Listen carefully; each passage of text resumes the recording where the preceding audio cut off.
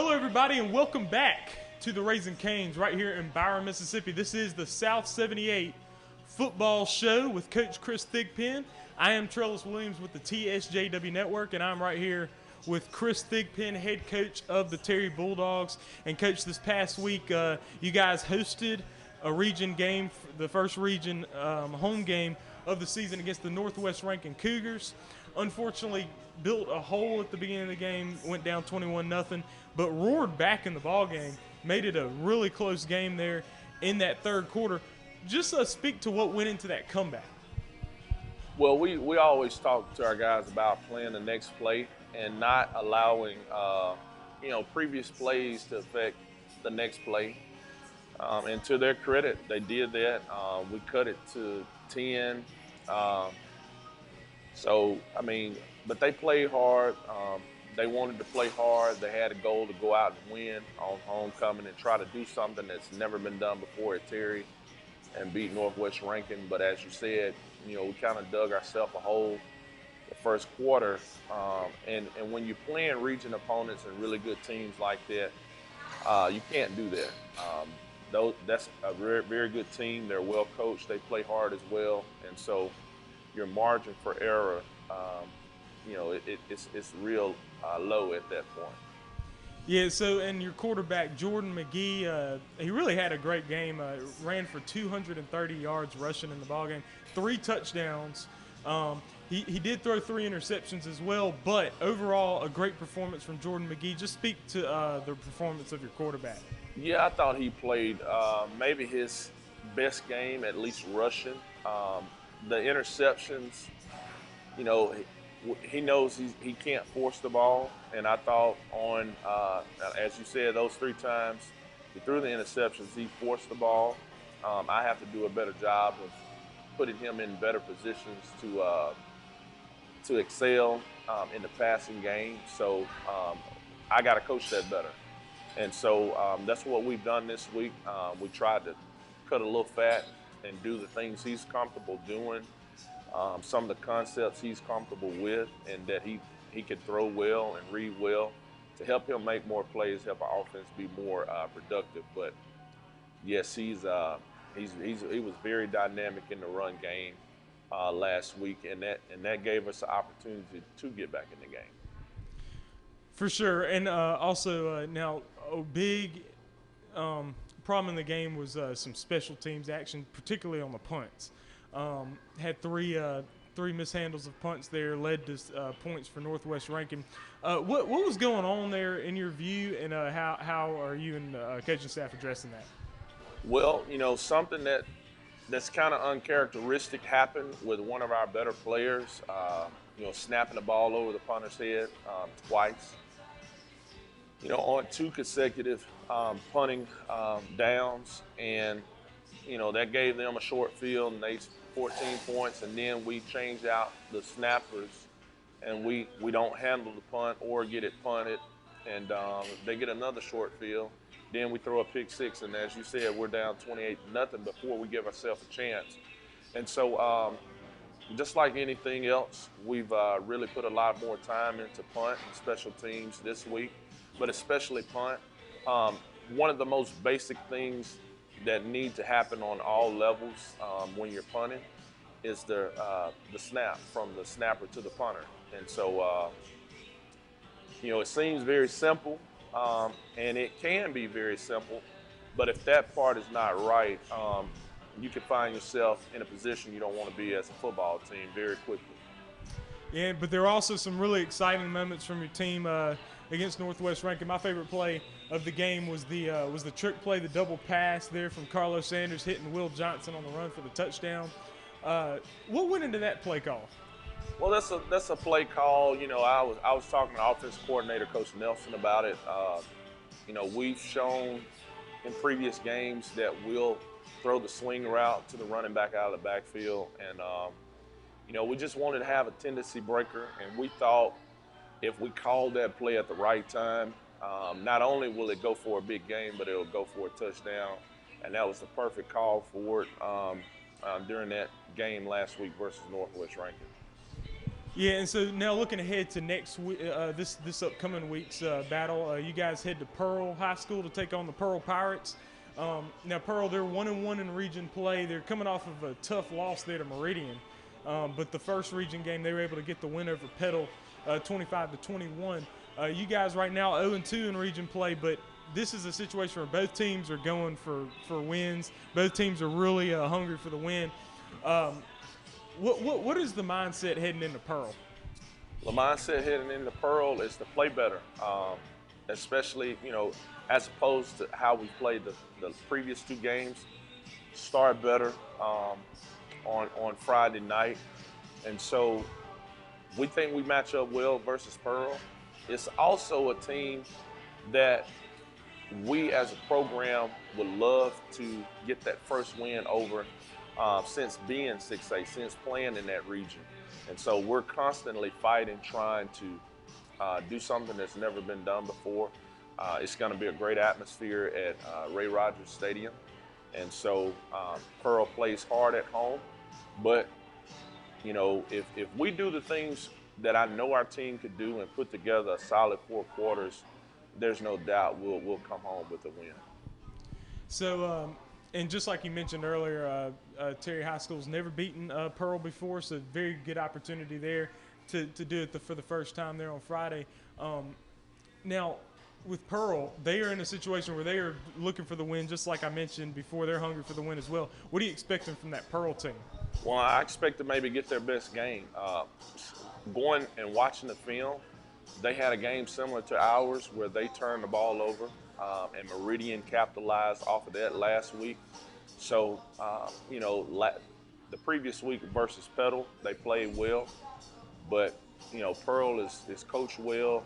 Their kids play hard, and so we'll definitely have to go over there and win the game. They're not going to give it to us.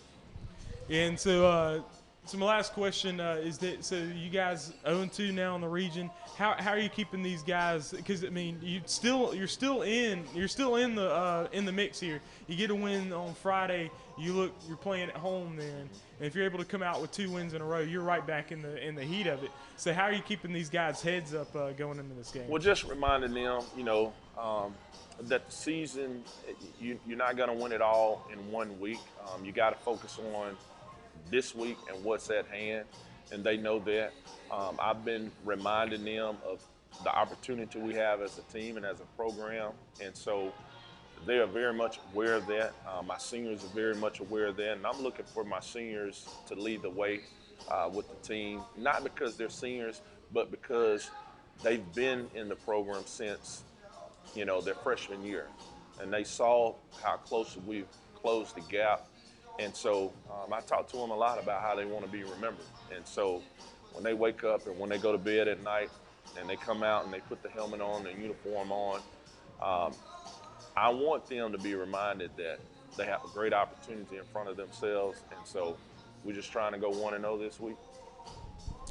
For sure. Thank you, Coach, for joining us for sure. And this weekend, the Terry Bulldogs head there to Pearl High School to take on the Pearl Pirates. Be sure to show up. Wear that maroon there for the Terry Bulldogs. It's going to be a big game there in Pearl.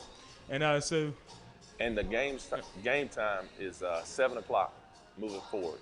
Okay. Not 7:30 anymore. So 7 o'clock this week. 7 o'clock this Friday at Pearl.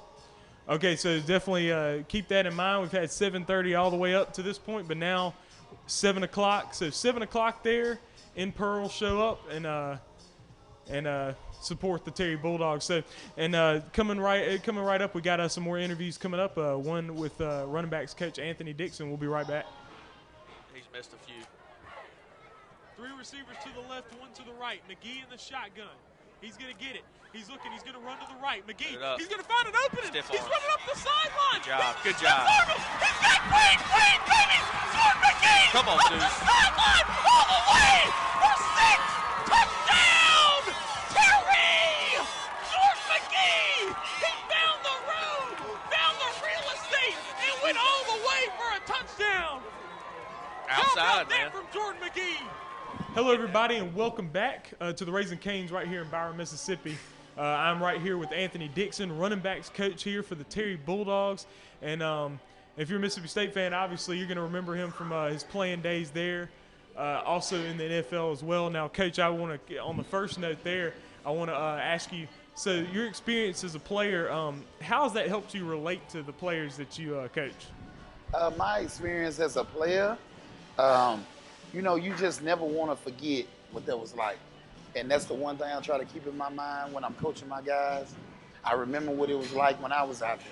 So, I just try to keep that in mind. I also push them to be better, you know what I'm saying, to be better versions of themselves. And, I have fun with it. For sure. And also, so when you were playing there at Terry, there's some of the best runs that Terry's had there when you were playing there. So now with Terry in this tough region that they're in, what will it take for this team to get back to that level of play here in the 6A? Just intense focus, execution, better, and just preparing better. You know what I'm saying? Obviously we've been kind of slacking coming out, starting games, but I think we're going to get it turned around and we can make a run. We're still in it, so it's just got to believe, play harder, play smarter. Yeah, so and then I want to talk about your years there at Mississippi State. I mean, you had a great go. You were the leading rusher. You're still the leading rusher there in Mississippi State history. Talk about your time there at Mississippi State and how that and like what you took from that time. Oh man, I took a lot. Memories that I never forget. The people embraced me so well. They loved me up. They pushed me out there. They fed me carries, all the time. So it was just, they just helped me grow into the man I am today, So I never forget those times. I always be grateful to them. And what I remember most is just having fun with the fellas, winning, of course, kind of changing the culture. When I first got up there, we was doing a lot of losing, but, we started winning more. I think I finished up with more wins than losses. I got to check that. But, yeah, man, just winning, being successful, help building up the organization. And, I still rep it, Got on my ring now from the bowl game. So, I love my Bulldogs and going to continue to love my Bulldogs. Absolutely. And so also you're able to make it all the way to the NFL, play on the 49ers and the Buffalo Bills. From those experiences that you had as a player, what are you able to tell these guys on what it takes to play at that high of a level? Oh man, I was talking to him a little bit about it today, and it just goes back to what I was saying. Just preparation. You gotta prepare. The most prepared team is gonna win. The smartest team, the most disciplined team, that's who's gonna win. Not the most talented team. We can't rely on just being talented. We gotta be smart. We gotta play situation smart. You got to not turn the ball over. So, that's the program is. That's how they operate up there. So that's what I try to push on them. For sure. So Sharansky this year, he started off the year, he was tearing up the defenses and stuff like that. Had a little minor injury there against Murrah and stuff, and then ever since they've been keying in on him, he's still been able to break out some runs, but he's had a little bit lower on the yardage there. Just how do you feel that Sharansky's done this year, and then what are you looking for out of him for the rest of the year? I think he did I think he's been doing a great job coming from where he started. When he first got to us, I don't think he was starting much or he was playing much, but now he done kind of grown into one of our guys, and now, with us getting into district, I just been trying to preach to him to pick up his intensity. He got to play harder now because we're playing against better competition. It's not going to be as easy as it was for some of the district games. Not saying that they always easy, but, it's going to get hard. It's going to be tough. And like this week I've been telling him, it's time to put your cape on. Now you got to be a Superman. You got to go crazy. So, that's what I'm preaching to him. And I think he's going to get back on track. And I'm looking forward to having a big game Friday night. For sure. And last question. So, as the running backs coach, just speak to the work that those guys go through and what kind of work you put them through to prepare. We work a ton of footwork stuff. Typical running back stuff, catches, footwork. But the thing what I try to drill on the most is watching the film and watching the defenses how they set up. Because if you can watch how the defense is set up and be ahead, then you can know where it's going to be at. You can know where the hole's going to be at. You know your blocking scheme. You know where the double team at. So you know where you can hit it at. Just little stuff like that to try to give them, kind of a cheat sheet for the test. You know what I'm saying? So that's what I drill a lot. For sure. Thank you, Coach, for joining us. For sure. Yeah. And we got the cross country coach and cross country runners as well. When we come back, we'll be right back. Get down and real long, folks. Yeah, he's standing in his end zone, deep in his end zone. White. It's right there at the goal line here. He's Hand going it to hand off. it off to Lewis. Safety. Lewis, he's pulled down. Let's go. Safety. Oh, safety. Pulled down Dylan Lewis in their own end zone. That's a safety. Hello, everybody, and welcome back to the Raising Canes right here in Byron, Mississippi. I'm Trellis Williams, and right here with me is Shremetria Gowdy, the coach of the cross-country squad there at Terry High School. And Coach, so first question I want to ask is just what has been your assessment of this squad so far this season? I can say I have been working with this squad since I've been at Terry. And over the years, I can say they have grown from when I first got them. I actually had to make them run cross country because they didn't want to do it because it's a 5K run, and who likes to run 5K? So I basically had to make them run, But now that they do it, they be ready. So. For sure, and this is your fourth season as coach there at Terry, and you did a year there up in the Delta coaching as well before Terry. But so what has been your favorite part of being of coaching cross country? My favorite part is basically being with the kids because my kids that do cross country are also my track kids, and so we've been together so long, and I enjoy that family bond that we have because they call me Mama Gowdy. Or if I catch them doing anything wrong or something like that, I guess I'm almost like their moms, like a mom or parent figure. I'm going to say a parent figure. And they be like, oh, we got it right there, So I kind of like that aspect of it because they know they got to go take care of them. I'm going to love them, but when they doing wrong, they know they're also going to get it as well. So I love the family dynamics of being with my team. Yeah, and so there is a lot of work that goes into doing well at cross country, though. So speak to the work that they put in. Well, work is hard. Got to look at it, especially when we start. It's the middle of summer, going into the fall, so it's real hot outside. They have to run in 90-degree weather. Then you're running 5 miles. Well, not 5 miles, but 5K, which is over 3,000 miles. A day or whatnot, and we also run set at practice, so they running it every day in that type of temp. Then when it get later on in the season, when we get to the fall weather, it's getting colder, so now they outside running in cold temp. So, their body temp, they get used to it after doing it for so long, but I think that's a challenge of them adjusting their body to run that long and in those type of weather conditions.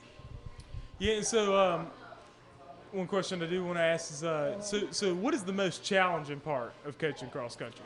The challenging part of it is getting them actually to run sometimes, because I know it's tiresome, and like I said, you running the same thing every day. When you go into a meet, you're running the same thing, so that could get tiresome. They get tired, so that's the challenge part about it. So I had to talk to them and come on, y'all, let's go and get it over with.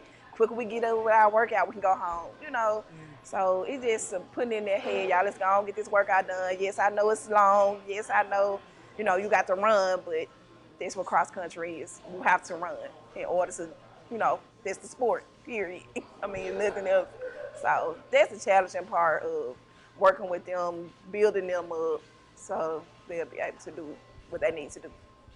So you're also the track coach there at Terry as well.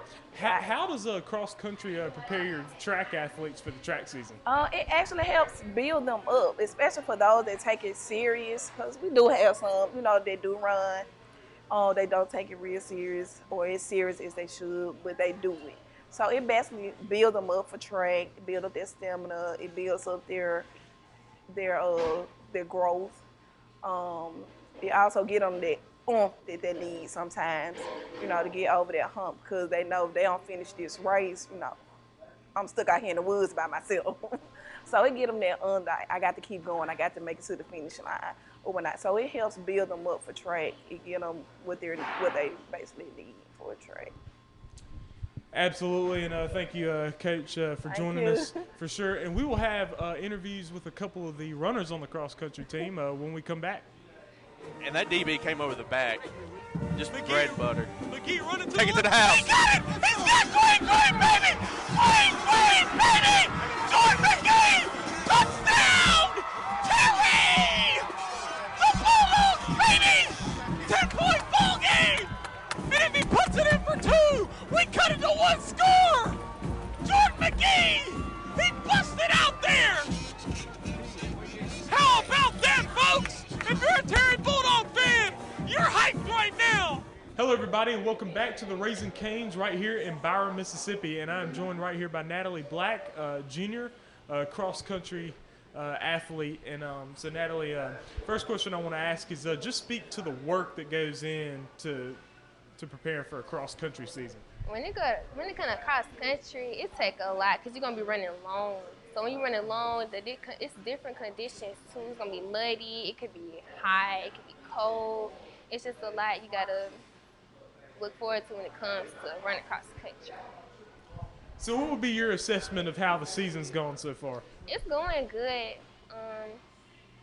It's just the hills that be hurting. But it's going good. Yeah, for sure. Speak to how Coach Gowdy and her coaching style and what you like about it. What I like is, she make us run. She don't let us lollygag around, but we have to run. We got to put in work for real. That's all. Absolutely, and also just talk about the togetherness of the squad for cross country. We really have one mindset together to run and make sure we make good times and finish together.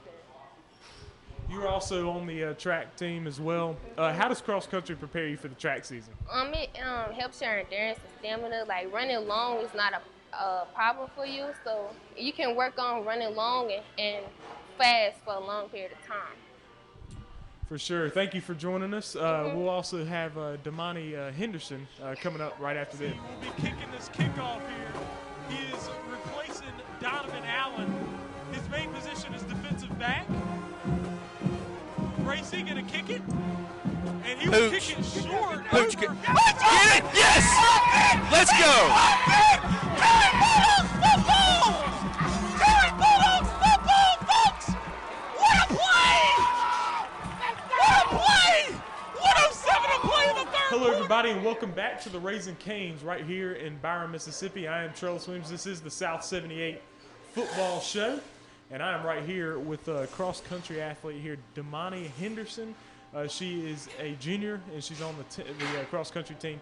And so first question I want to ask you is just speak to the work that goes into preparing for a cross-country season.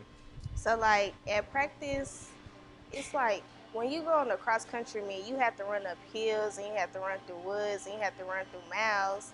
So, Gowdy be having us run up hills and run long miles so we can get prepared for the meet. So when we get there, we won't be unprepared.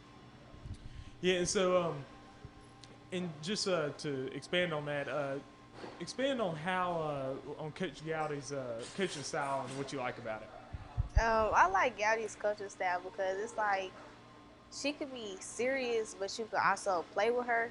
So it's not bad. She a good coach, and she don't make us do nothing that she know we can't do. But she make us do stuff that she know we can do. So, yeah. What is your assessment of the season so far? I just want to, succeed in my running events and stuff and, get better at what I do and in track as well. Yeah, so speaking of track, so how does the cross-country season prepare you for the track season? It builds your stamina.